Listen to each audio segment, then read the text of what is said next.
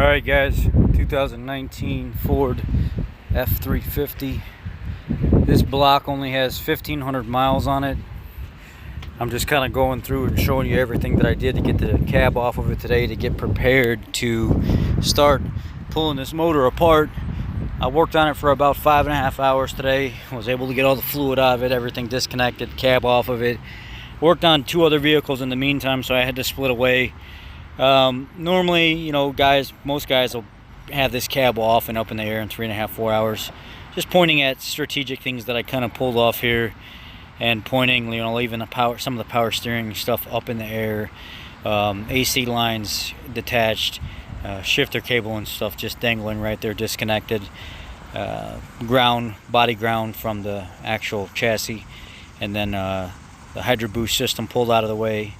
Any kind of body connectors and stuff like that disconnected and laid down in the fender well. And then as you see here, I'm just kind of going around the engine and giving you a basic overview of just kind of what everything looks like. It's kind of weird because everything went at the same time on this. So we just put the block in it, and the diesel mechanic, he actually ended up going to a fleet type job for more money where they could keep him busier. So this was left in my lap. So now I'm taking the position with another guy of the diesel technician. So trans has got to come out of it because the trans actually went as well. The fluid's all burned, so we don't know what happened from the time we actually put the block and stuff in until it came back. But we know the trans is shifting real hard, fluid's burned. I was just showing you there, once you get everything tore apart and get the turbo off, there is a plate that you put in place to lift the motor. It's this big giant beefy plate right here with an eyelid on it, and you basically bolt it down to the top of the block where the turbo mounts, and that's how you actually lift the motor off of the chassis. It's this big huge honking thing right here. I apologize for the wind in the background as well. I'm outside doing a voiceover. It's so loud in the shop and everybody's playing music, so I hope it's not too bad. Then you can just see here's all the different installation tools for the 6.7 Power Stroke. There's the injector puller that I'm about to pick up and actually take over and kind of set it to where it generally would be placed to pull an injector after you get everything unbolted if you were going to remove an injector.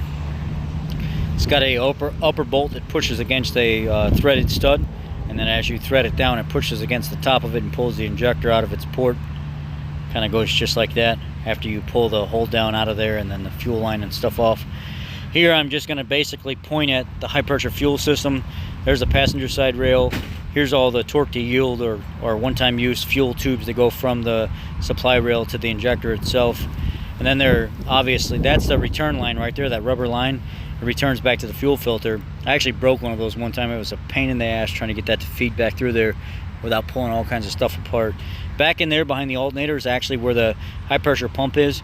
There's I think it's called a volume control valve and a fuel pressure regulator. I'm not sure if the regulator's there or if it's the one that's on the fuel rail. It's been a while since I've actually dug into this stuff. There's one of the, I think it's a crossover line that goes to the other side. Here's all the fuel rails on the driver's side. Sensor on the end, sensor on the front. A lot of times what Ford will do to determine whether or not water has contaminated the system, so have us pull the sensors out of the front and back of the driver's side rail to see if the center pintle is actually rusted.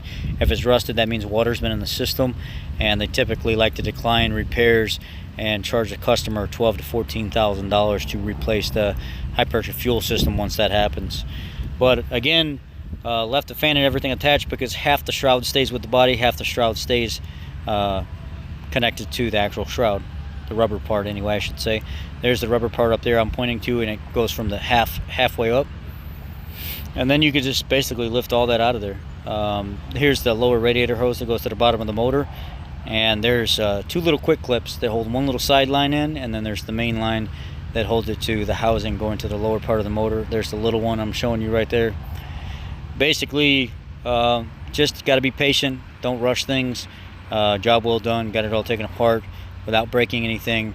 You got to remember to disconnect the ground from the passenger side floor to the frame rail as well. That's one thing that sometimes people forget, and they go to lift the body and snap the ground. But other than that,